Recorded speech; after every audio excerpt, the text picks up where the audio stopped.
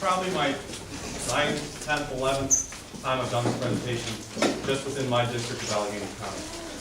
As a wildlife conservation officer for this Commonwealth of Pennsylvania, my job is to enforce the laws of hunting, trapping, and we also assist with fishing, boating, as well as all criminal laws within the Commonwealth of Pennsylvania. We cover a 350 square mile district approximately, so I cover the western part of the county. This is more towards the southeastern part of my district, but it is in fact included inside of it. I come from Berks County, Pennsylvania, if any of you know where that is, Reading, closer towards Philadelphia. I've always been a Pittsburgh sports fan. My dad's family's from Beaver County, so don't worry, we're all on the same team. Go Pens. But yeah, I went to our academy, which is about a year long, and they ship you out wherever they want you to go. And I got lucky enough with the Western Allegheny County District. So when I first got here, I was about 3 weeks in. I had no idea where I was, what street was where, but Ross Township wanted to do a presentation for coyotes because that was when, about almost 2.5 years ago, if you remember, in the North Hills right by Ross Park Mall, they were starting to see them around there. And that's kind of when the whole frenzy started for me. So they said, can you come to Ross Township Community Center and do a presentation? I said, sure, where's Ross Township? So I found my way there. I did the presentation for the first time there. And I can't take credit for the PowerPoint. It's actually Officer Dan Puhala who created it. But since then, I think I've used it more than he has. But it's great. I mean, it's an educational program. My goal tonight is for you to not have the fears and the beliefs that you currently have about a coyote or what a coyote is going to do, and that I can educate you on what these wild animals, what they're all about, and how we can, try to cohabitate with them. I understand that people are seeing them more now than they have before. Now, whether that's directly correlated to urbanization and destruction of habitat, because they're one of the most highly adaptive animals that we have. They probably are the most highly adaptive animal habitat-wise in the Commonwealth of Pennsylvania. So whatever they have, they're going to make a home out of it. And to show a great example of that, there was an individual that did a study in Chicago, and I'm going to show you a short video clip of the PBS presentation about it. Just how close these are. This video isn't to scare you, but it's going to show you how close they are and can cohabitate with humans. Also, just some stuff beforehand. Anybody needs to go use the restroom or leave or anything like that, please go. The presentation is very informal. If you have questions, you feel like you're going to forget, raise your hand, and then at the end we'll do just a Q&A for anything after that.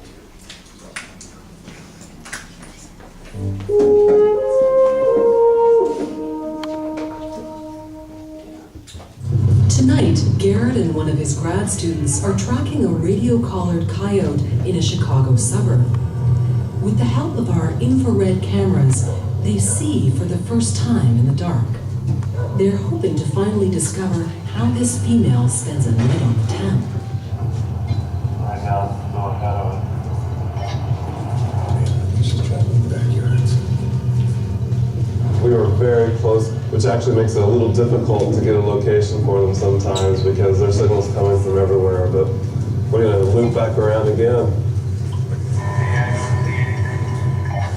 One of the major objectives of this research was to determine where do these animals go, especially in relation to people.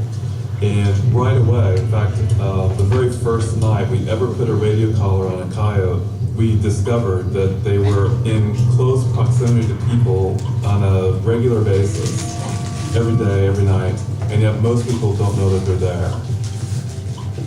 That ability to use that landscape to find little crevices, little hiding places, is the key to their success. I'm going to try this way and see if I can get on the other side of them. There's a lot of dog walkers. She's very adept at timing her movements when she comes around behind them.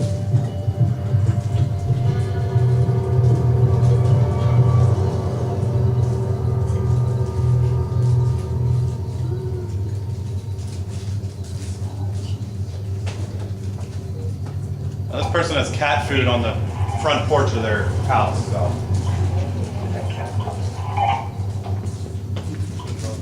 When coyotes begin approaching people, that is a shift in their behavior. They have this strong desire to avoid people, and what happens is something changes that. And what we have found over here in Chicago anyway is that in almost every case, they lose their fear because people are feeding them. And it's that simple. There's tons of people over there. Let's see what she does. She's definitely moving. I mean, signal's cutting in and out of us, but okay, there she is, right there. She's right there. One of the surprising things that Stan and his team have discovered is that coyotes are the primary predator of Canada geese.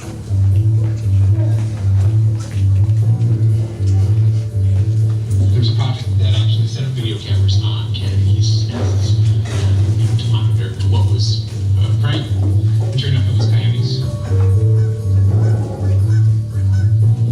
They had footage of, the geese trying to find out the best they can. But, a coyote's gonna pursue it no matter what. Not only do they take the eggs, which is helping to slow the population growth, but they will take the adults if the adults are too slow or too arrogant to get out of their way. She came up from that lower area. We got a visual. She's going along the parking lot.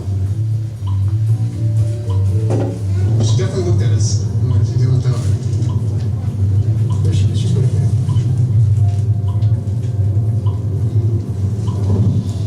Oh yeah.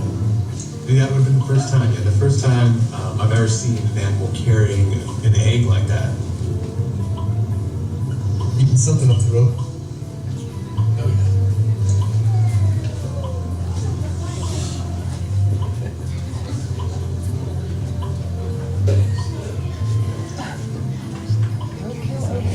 They'll either eat the eggs on the spot or they will cache them so that they're able to eat eggs for up to a month after the nesting season's over.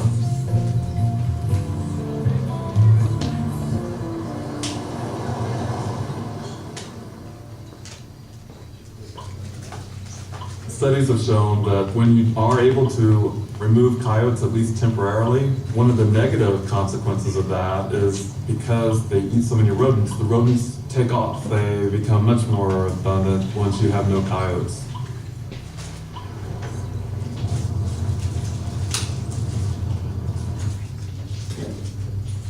Garrett's research points to a startling fact.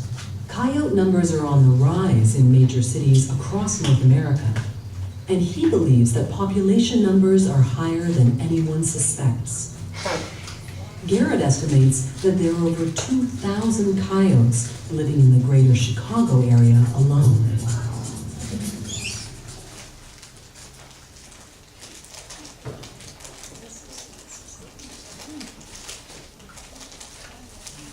All right, so that video is kind of to give you an idea, show you, kind of an urban-suburban study of coyotes in populations in an area just like this.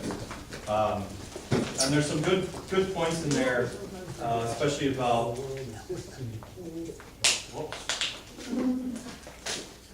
talk. Oh, here we go.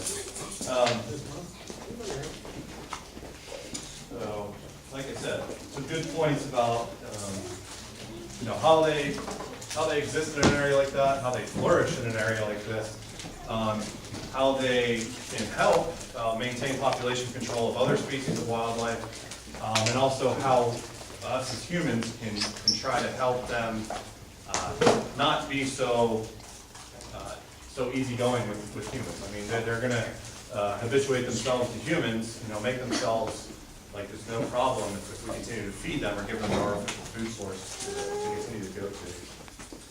So this presentation is just about Pennsylvania eastern coyote.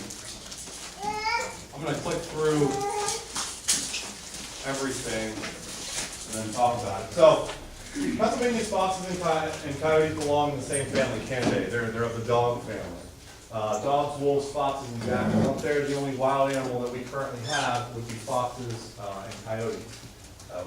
Wild canids range in size from a tiny fennec, which is a fox, in the Sahara Desert, about the size of a chihuahua, to the massive gray wolf in North America and Asia, which can reach almost 200 pounds. There's 36 species found throughout the world, except in Antarctica and some oceanic islands. And they're highly adaptable and range from hot deserts of Africa to the Arctic ice fields.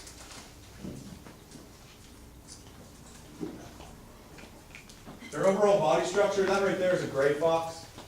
Wild canids are dogs in their appearance with elongated muzzles, long legs and bushy tails. Their nose houses complex bones responsible for their keen sense of smell, just like our domestic dogs have.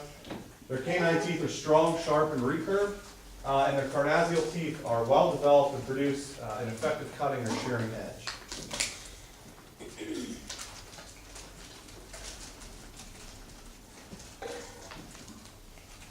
Most species have 4 toes on the hind foot and 5 on the forefoot. Their claws are blunt and not retractable as they are like cats have. So when you do see, and we'll see a picture coming up here, when you see a sign, a print, you're going to see those claws actually apparent in the track. They're highly adaptable for running. The coyotes can run up to speeds of 41 miles an hour.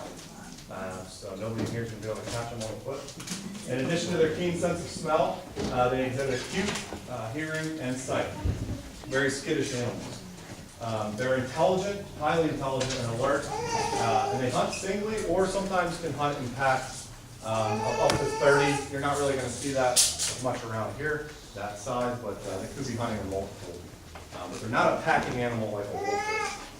They're active throughout the year, both day and night. So if you see one during the day, that doesn't necessarily mean it's rabid or it has rabies or it's sick. It could be. I mean, you want to observe what kind of actions it's taking. But just because you see one moving during the day, that's a false thing that people don't think. I see a raccoon in the day, it has rabies. Same type of thing. That's not true. I mean, an animal's going to be active when it wants to be active. They capture prey by pouncing from an ambush or by open chase with that speed that they have. And in Pennsylvania, they're represented by 3 species, and one of which is what we're going to be talking about today. The other 2, anybody know? I mentioned one earlier. Fennec? We don't have a fennec. That'd be pretty cool, though. It's one type of animal, and we have 2 subspecies of them. A wolf? No wolves in Pennsylvania. Dogs? We just had a picture of it. Is everybody asleep already? Fox, yeah, red and gray fox. What's one cool thing about a gray fox? Anybody know? They can climb trees. Yep. Do a YouTube video.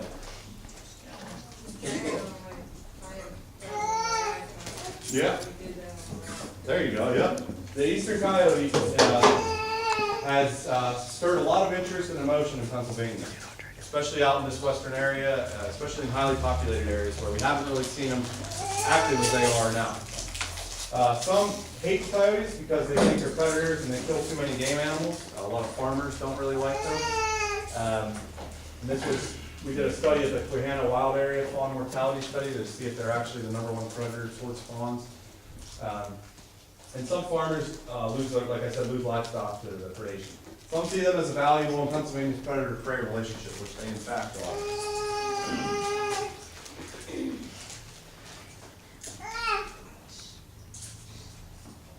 So, fossil records indicate that they have existed in what is today's eastern North America for as long as we can tell. Occurrence has been intermittent over that time, and only within the past 75 years have we actually seen the coyote become common. Its status in Pennsylvania during the 1700s and 1800s is clouded with that of the wolf. We did have a wild population which is now extirpated, meaning no longer here in Pennsylvania, of a wild wolf. And old bounty records indicate that both coyotes and wolves from other sections of the country were fraudulently turned in as wolves in Pennsylvania during the late 1800s. We had a bounty at that time for wolves that you could turn them in and get, I'm sure it wasn't much, maybe a penny for it. Little's known of the wolf, or indeed if the same animal now called the eastern coyote may in fact be similar to the wolf. Pictures from 1910 to 1950 appearing in our game news. These animals look the same as the coyotes that are being killed today. So I mean that's close to 100 years, possibly over 100 years that we've been seeing this animal. Excuse me. Coyotes are present in all 67 counties of the Commonwealth of Pennsylvania, from Erie to Philadelphia to Greene County to Pike County. I mean, they're and everywhere in between. They're there. And they've always been here. We have records in Allegheny County dating them back 40-plus years. They've been here. In the late 60s, it appeared that an influx of them entered northern Pennsylvania from New York and spread across the state. There's belief that this species of coyote could be what's known as a toy wolf, which is a hybrid between the coyote and a wolf. They believe this because their legs are elongated, a little higher, bigger paws and bigger body structure, which would come from the wolf, but still that slim, kind of, like I said, elongated body that you would find in a regular western coyote. The coyote continues to expand its range in the 70s, and it's occupied the entire state by about 1990.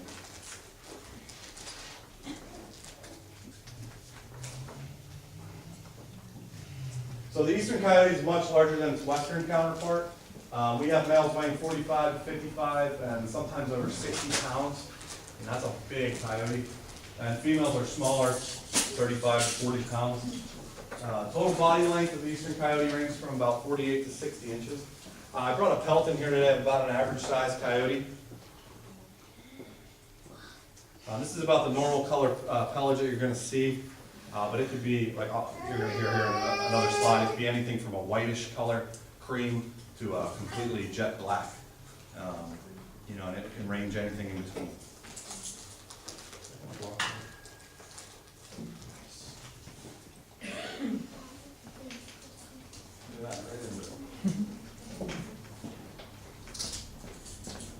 So the coloration, like I said, ranges from that blonde, reddish blonde, gray, dark brown, all the way to black. Generally, they're gray, almost a German Shepherd looking. Their legs are gray, tan, and reddish, and one distinct marking to know that it's a coyote and maybe not a domestic dog. So if you see one out, and for some reason you're trying to identify it, they're going to have black streaks down their legs, both front and back. You're going to see them. Not as apparent on the back legs, but in the front it's going to look almost like somebody took a black Sharpie and rubbed down their legs. Their cheeks and behind the ears are going to have a red or chestnut color. And blonde, reddish, and black coyotes may not obviously have the noticeable black stripes on their front legs. The black ones, it's going to be hard to see. And for some odd reason, the blonde and reddish don't show it very well either. Their ears are erect. Those are going to be pointed up, and their bottle brush tail is usually held in a downward position. Another key factor to determining a wild dog from a domestic dog. You're going to see this tail, black tip tail, down like this all times. They're not going to flick it up. Now, a domestic dog, you're going to see a tail going up or wagging or trying to do all sorts of different things. It's going to hang down almost like it's not using it.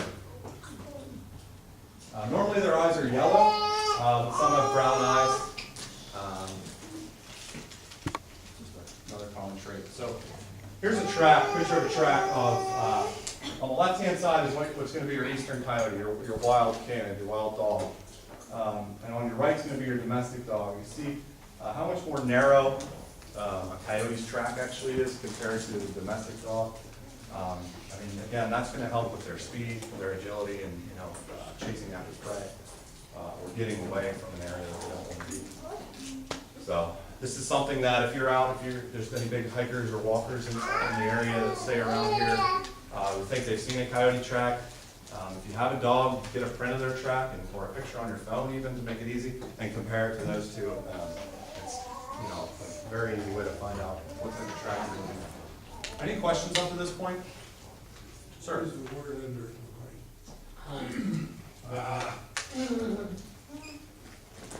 Here, hold on one second. Kline? Oh yeah, there you go. See, perfect. Yeah, the front on the left, hind or rear on the back on the right hand side. Thanks. Both of those showed 4 toes. I think you said one had 4 on the front and 5 on the back. Or You're going to see, yeah, four on the front and 5 on the back for the coyote. The actual pad itself, let me see. Up in here, you see this here? You're going to see what almost appears to be another track or another actual toe. That's just probably not the very best picture of it. And then the pad can sometimes be considered fit kind of resting areas for its foot.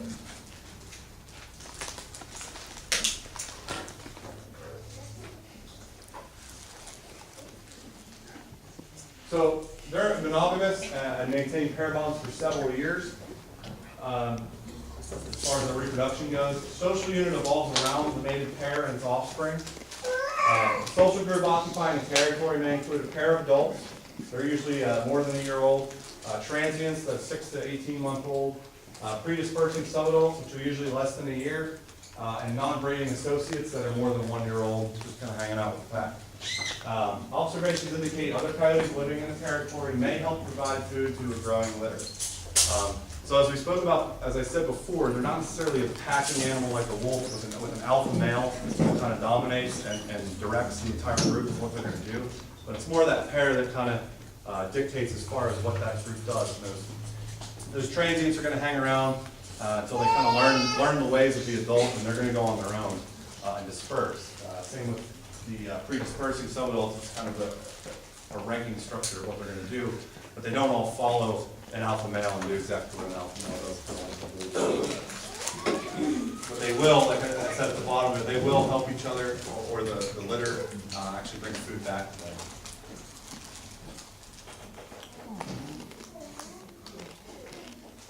Now everybody thinks they're cute. So the coyote pups, they are pretty cute. They are normally the females. They do not breed or implant embryos until their second winter. But there are cases of some yearling females breeding and producing litters. They have one heat period, only lasts about 4 to 5 days, and it's usually in February. The litters are born from mid-April to early May, so pups are born now. They're going to be out. Some of you may have already seen them. They average about 5 to 7, but have seen to have up to 10 successful pups in the litter. They compensate for unusually high mortality by having a larger litter, and we've seen where a litter doesn't necessarily do very well 1 year. That female can overcompensate for that and have even more. You know, it's like they become stronger and want to produce more because they know that they need to keep their population size high. That's one reason why coyotes are just continuing, the population continues to grow. And man being only a predator. They may live 6 to 8 years in the wild and up to 18 years in captivity.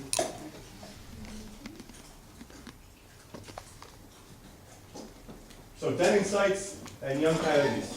Known denning sites, they range all the way from beneath overturned trees, in a deep forested area, piles of tree stumps, drop dens, and they'll also commonly dig out red fox dens and create a larger hole. So if you've had a red fox den in your yard or under your shed or anything like that, and you see it, it looks like something's been scratching around it and it's larger, probably have a coyote den down. They're usually located on a southerly exposure. The coyote pups are moved frequently to new dens to avoid detection.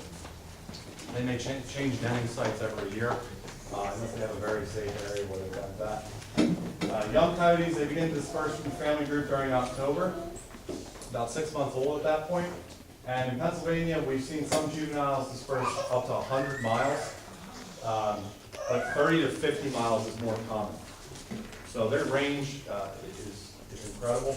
Their home range is almost 2,000 to 20,000 acres, with a population density of 1 to 2 square miles.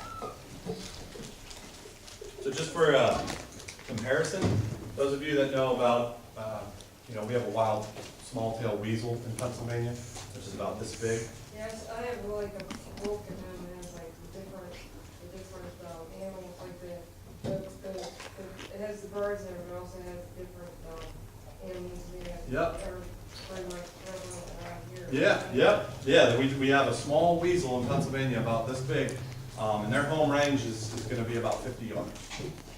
They'll stay in that their entire life. Now they don't live a very long life, but then compared to 20,000 acres, that just shows you the wide difference of these animals. How many of you in here, are all of you residents of Ingram? Anybody not from Keys Rocks? Okay, my neighbor. Okay, so pretty much everyone else. So still areas with high populations of coyotes. How many have actually heard them howling? Yeah.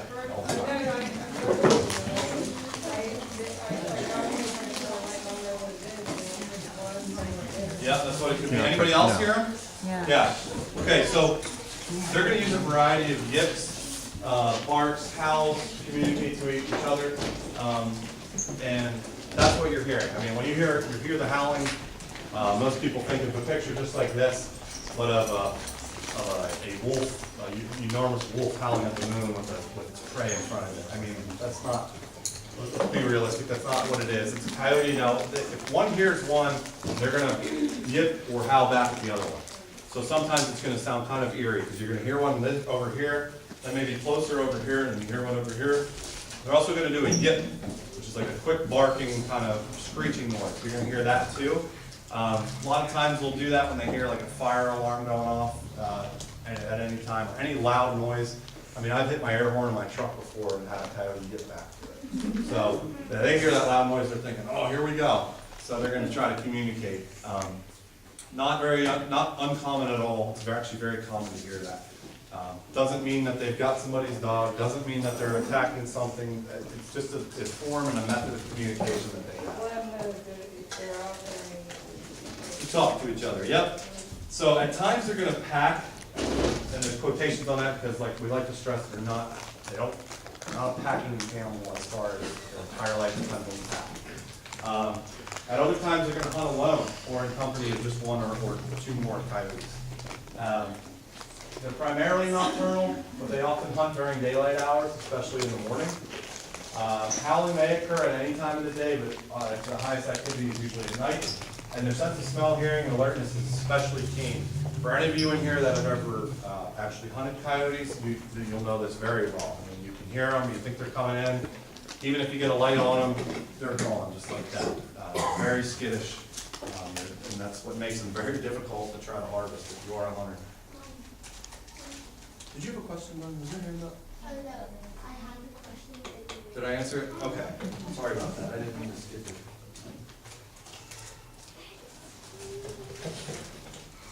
So that's more of the chestnut phase coyote. It's actually a really pretty coat. They've adapted to a wide variety of habitats, obviously. I mean, look, they're here.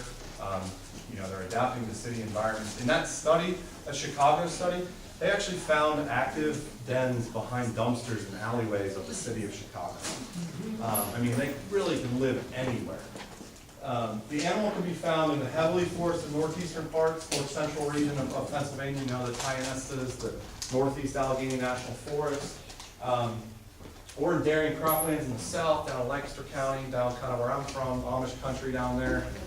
They're seen there. Or heavily populated areas, just like this, Allegheny County, western Allegheny, closer to Pittsburgh, the city of Pittsburgh. I mean, they're found everywhere. They prefer heavy brush and cover due to their skittish, kind of activity as far as how they travel. And clear cuts, and often they live along edges, just like most wildlife does. Edge habitat is huge for wildlife because they have a food source, and then they have an area to be protected. That's mainly why most animals will go towards an edge habitat between forests and agriculture areas. Prey is abundant.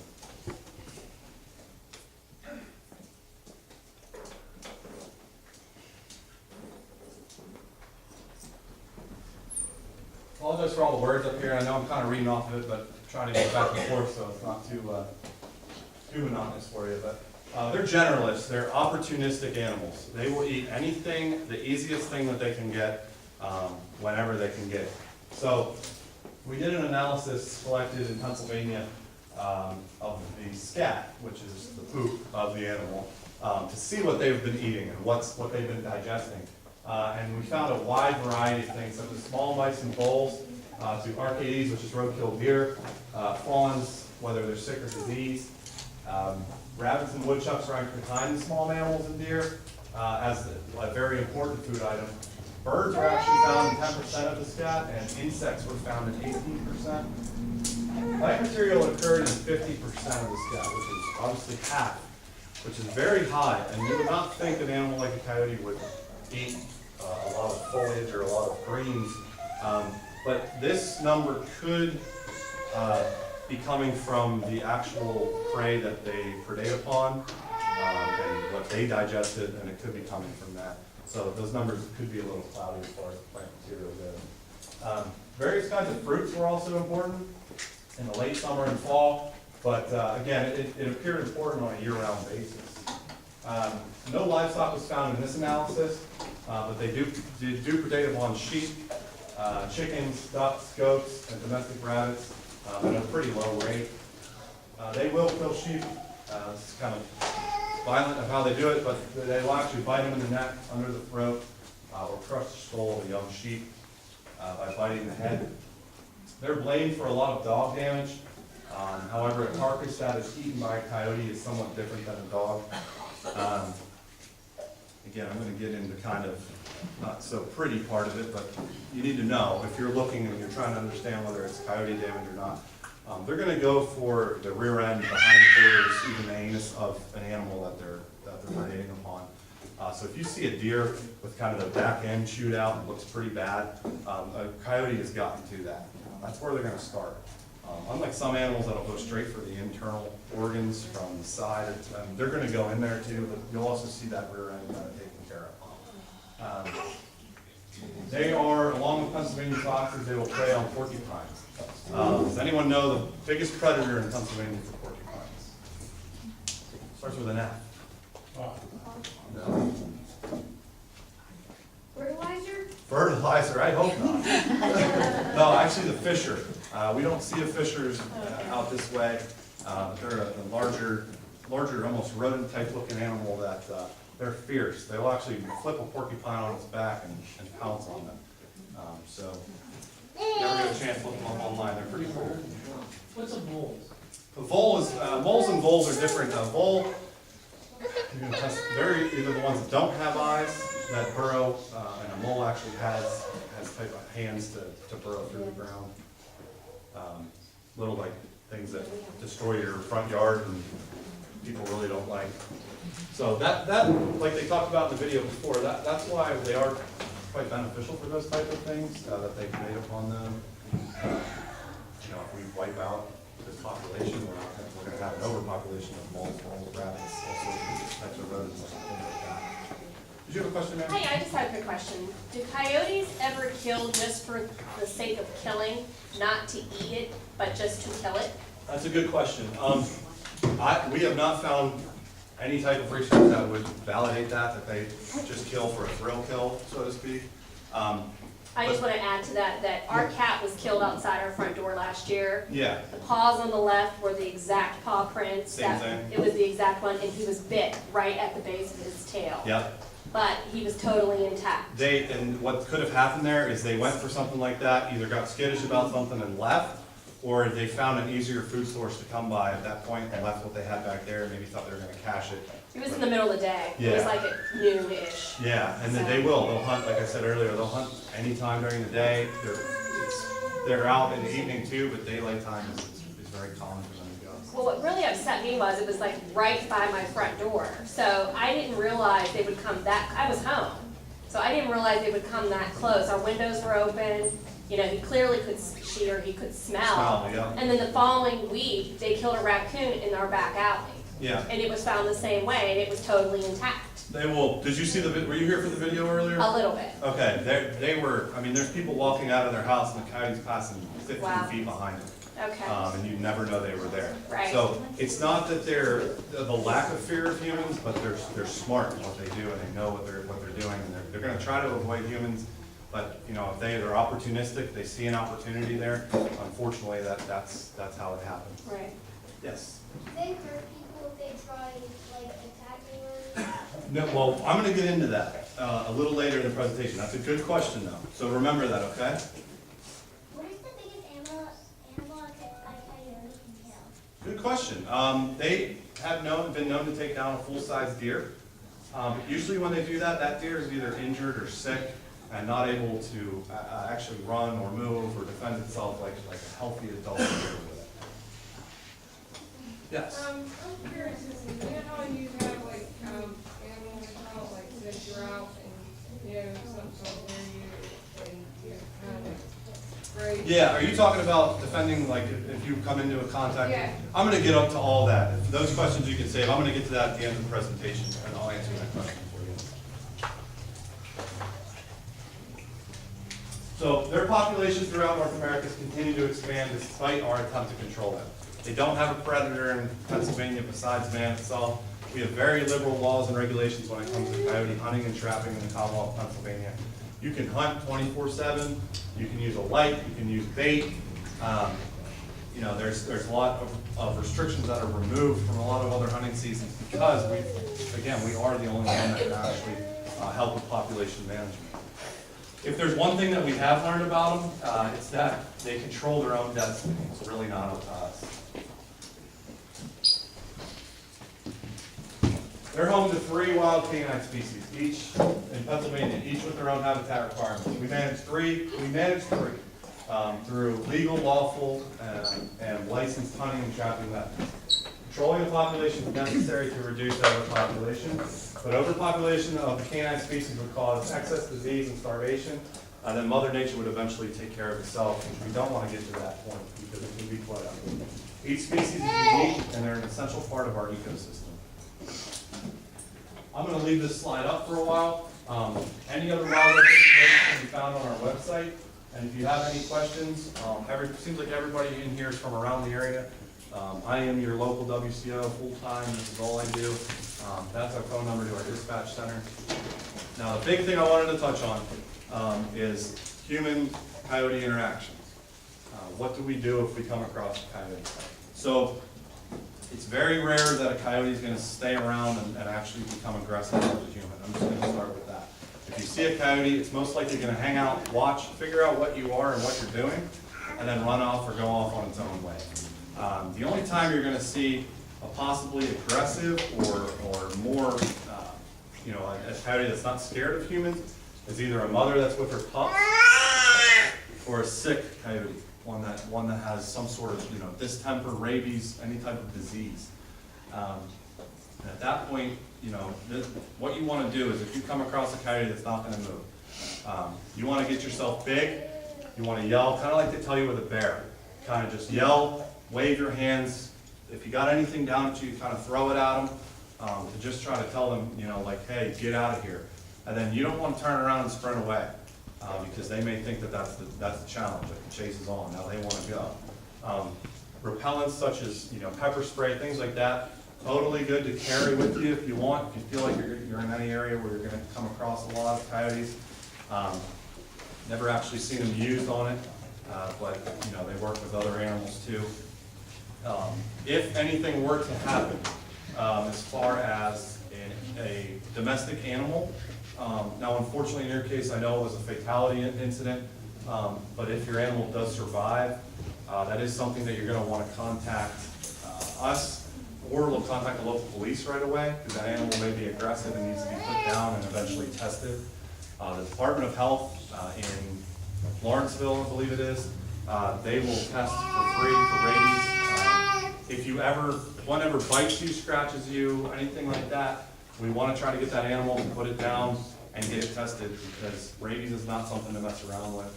There's no cure for it. You want to be able to get going right away. You want to talk to your doctor about any medical advice for that.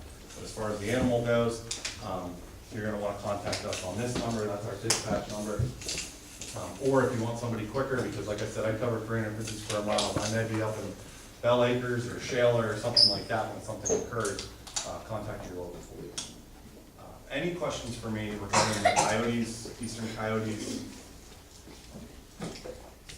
Yes, ma'am. Does the poop look the same as the dogs? It'll look similar, but you're going to find a lot of hair in it. So you could be blaming other people for having their dogs poop in your yard when it's really coyotes? Could be, yeah. No, but if you get down there and examine it, you'll see a lot of hair, maybe even like bones from those little moles and balls types of thing. So it's going to be a little bit different. Do coyotes eat like all species, like black-tailed deers or white-tailed deers? We don't have black-tailed deer here in Pennsylvania. We only have a white-tailed deer wild population, but they will sometimes predate upon them. Like I said, if they have an opportunity to go after one, say it's sick or injured, or sometimes the fawns, because they can't really defend themselves, they will sometimes predate on them or go after them. You were next, and then you. Will they eat that weasel that we were talking about earlier? They probably would, but it'd be a tough time to try to get them, because weasels are quick. Would they eat eels? They could, yep. Go ahead. How many animals do wolves usually kill in a year? To whom? Wolves? I mean coyotes. Coyotes? I don't know an exact number. They're going to do as much as they need to continue to survive and prosper. Is there ever a time when you have to control the population outside of it just being open season on them, where like the state comes in and actually sets out, I don't know, like how they do in Mount Lebanon with the deer, how they, I hear your question and I understand, but my question back for something like that is, we ask, what can we do? There's not really much, there's no way to really call a coyote, and you're going to cause a controversial thing, which is, as Mount Lebanon's dealt with. Yeah. There's no type of contraceptive idea. It's just not practical. With all the townhouses that they're building in Robinson, I think that's why we're seeing a lot of influx this way. Yeah. Because a lot of that land is being like done over, and so I just, I'm a little sensitive to it with our pets, but we have neighbors who have chicken, little hens, and they're constantly hearing things, and other neighbors have animals, and even if you put your little dog outside in your yard, it's possible that you can, have an issue. So I just wonder what we can do. Yeah, the best thing, with pets, you have to stay outside with them and maintain an area, try to take them to areas where a fence off. The biggest thing, we have seen a pet where somebody lived in an edge habitat where they had a wood line and an open field in their backyard, and a coyote actually did go after the dog. Unfortunately, it's come down to that where we kind of have to just pay attention, just like we will with our kids outside. We've been here 11 years. We've never had a problem. That's why I just wondered why all of a sudden now. Yeah. It seems to me, and again, we don't really have an answer, a hard set in stone answer of what's caused this influx in sightings. But to me, it would be the change of habitat, not necessarily destruction, because there is no certain habitat that a coyote needs. We'll create a habitat anyway. But it's just adapting to what we're doing. And we continue to build, and they're just going to move to wherever they have to. I heard, I'm not sure if it's here, but around, that there's been the game commission of various districts or states using bait that's laced with some kind of medicine to control are we doing that? Yeah, we don't do that. It's actually the U.S. Department of Agriculture Wildlife Division. They drop they're like rabies pellets. They should actually have like pamphlets here at the borough. I think they hand them out at every borough and township. It shows what they are. They're safe for any animal to consume. The main thing is for raccoons. That's why they put them out initially with pellets. But if a coyote can get a hold of it, that'd be good too, because they are considered what's a rabies vector species, which means they're more susceptible to rabies. Raccoons, coyotes, foxes, groundhogs, they're bats, they're all RVSs, rabies vector species. But yeah, that's something that actually the federal agencies do. I think you were next. Go ahead. Do you think a coyote could be fast enough to catch a bird on the floor? On the floor? It probably could, because they can run, like I said, up to 41 miles an hour, which is pretty quick. So if that bird can't fly, it's better have its running shoes on. Yes, you were next. Go ahead. I can't hear you. What's that? Is the entire number? I don't have a number for that. I wish I could count them all. How many in Ingram? I don't know. Your job is to start counting them. Yeah. Just kidding. Go ahead, young man. We have one here in Pennsylvania, but there's also what's known as the western coyote, which is out west. A little bit smaller, slimmer, and actually a little bit more aggressive than our eastern coyote.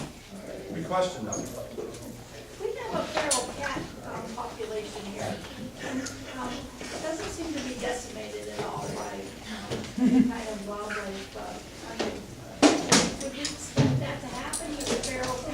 Yeah, they'll predate upon feral cats. Yeah, that's often. We usually do see a change in the population. Feral cats are a detriment to wildlife itself. So, I mean, as much as we love cats, feral cats are not good. I haven't really seen a lot of feral cats lately. But Yeah, there's a lot. if you have seen a change in them, that could be what's causing it. Why are they detrimental? Feral cats will kill, I forget what the exact number is, but it's a very, very high number of songbirds and all sorts of smaller animals, rodents and things. Now, depending on what they are killing as far as the rodents go, that's good, but they're very detrimental to birds and songbirds. Any other cool ones, sorry, guys? Like, I had, we used to go out there and go and like, there was, I know one time we had this big, like, cat, up in Belgium, when we were fishing, and one time we were out there and we saw it, and then I forgot him, like, it was possible we could Oh, I could, I mean, that's, it all depends on the situation back there, I don't know exactly what happens. It's possible a coyote can get to a cat. Any other questions for coyotes? If not, any other questions regarding wildlife, Pennsylvania, Game Commission, myself, anything, I'm here, I'm willing to answer whatever you want to know about. Yes? Do you provide traps at all, like we have groundhogs in the backyard? We do not, no, as an agency, we don't do that. Pittsburgh Animal Care and Control does that for Pittsburgh. The Game Commission itself will not do that. I mean, that's all I would be doing. You can legally trap nuisance wildlife on your property, but then once you maintain or gain possession of it, it's now your responsibility. So, you know, if somebody traps something and they call us and they say, oh, I have a raccoon, well, you either need to let it go on your property or it needs to be euthanized in a humane manner. I do. That's what this is right here. Yep. Yep, that's what it is. So you mentioned the communication with them. A lot of the scouts that are here today, we all camped at Moraine a few weeks ago, and we thought that's what we heard at night. Is that Very highly Yeah, possible? they were Yep. all talking back. Yeah, we heard them all night. Did you hear the yips or the howls or both? All of it. I don't remember. Maybe the adults a little uneasy. Yeah. That's what you heard. They could be miles away. I mean, that's what you're That's what we hearing. told everybody. They're Yeah. miles away. That's what you're telling yourself. Yeah, that's exactly. Well, we're going to Where Kettle is the Creek car? this weekend. Is there a lot up that way? What's that? I'm going up to Kettle this weekend. There's a lot up that way, Kettle Creek. I don't know. I'm not familiar with that area. Which one would win in a fight, a baby bear or a full-grown coyote? I don't know. That's a good question. Probably a coyote, but we've never seen that happen. I wish it would.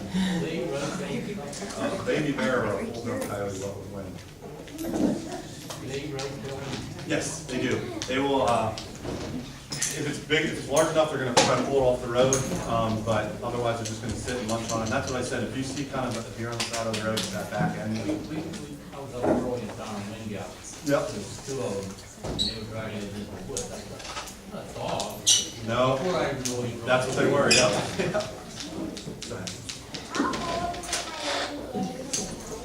They could be 6 to almost 8 years old in the wild. So, good question. You said coyotes had the natural predators in Pennsylvania. What about bears? Would they wouldn't attack coyotes? No, they don't predate upon coyotes. We don't have any sign or, you know, the only time I would see that happening is if the coyote was too close to a sow and its cubs, or it was, you know, sick and attacking the bear itself. If they ran into each other, the coyotes would just run away. Oh, yeah.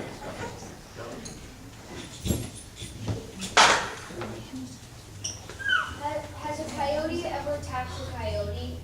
Probably, yeah. Yeah, probably not uncommon. That probably happens every now and then. Do coyotes Just like dogs, yeah, they'll do that. They'll lay in the sun, they'll lay in somebody's yard and just sit and take it in like any other dog would. I don't know. Probably. Yes, sir. How many attacks, coyotes actually attack people? Are there any reports of it? We have, okay, that's a good question. We document all that stuff, and the only time we've had anything documented was One time, an individual was crawling through an area, and a coyote took a nip at him. He was crawling through a very brushy area, took a nip at his, I think his pant leg, and then went on. Now there's signs, there was an investigation that found he might have had a certain lure or scent on him too when he was doing that.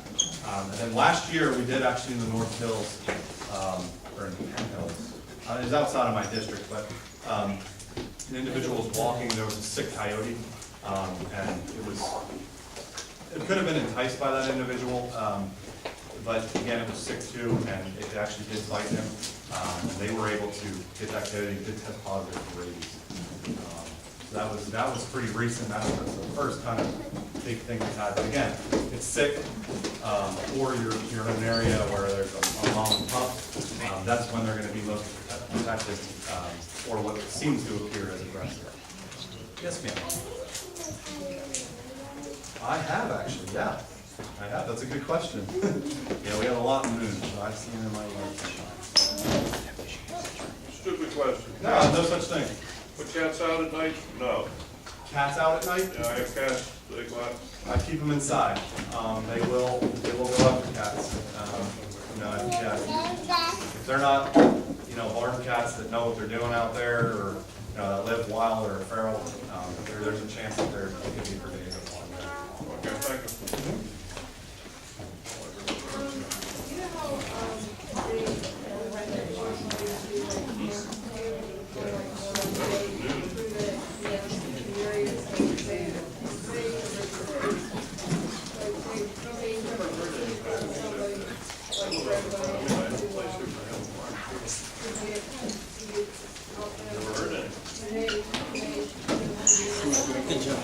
You know how yeah, the animal control has a direct line to me. They also call our district a lot. They're in a situation like